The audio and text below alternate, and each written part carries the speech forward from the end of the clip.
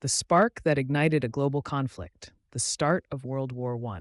It was a hot summer day in June 1914 in Sarajevo, the capital of Bosnia.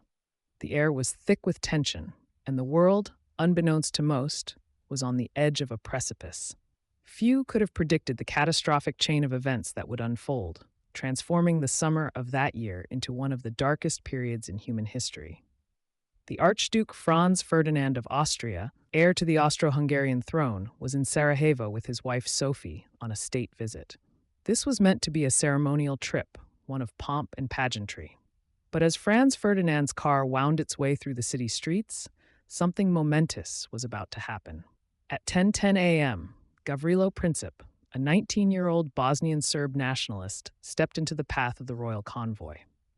With a swift, almost casual motion, he raised his pistol and fired. Franz Ferdinand and Sophie were struck, and within minutes they were both dead.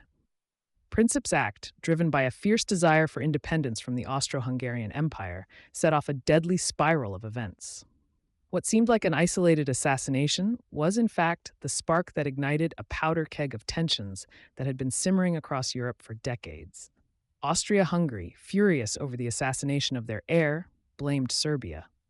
Serbia, a Slavic nation with ties to Russia, was accused of supporting nationalist movements that threatened the stability of the empire.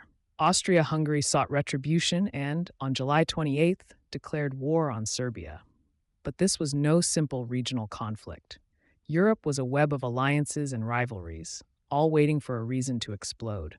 Russia, a longtime ally of Serbia, mobilized its forces in defense of the small Balkan nation.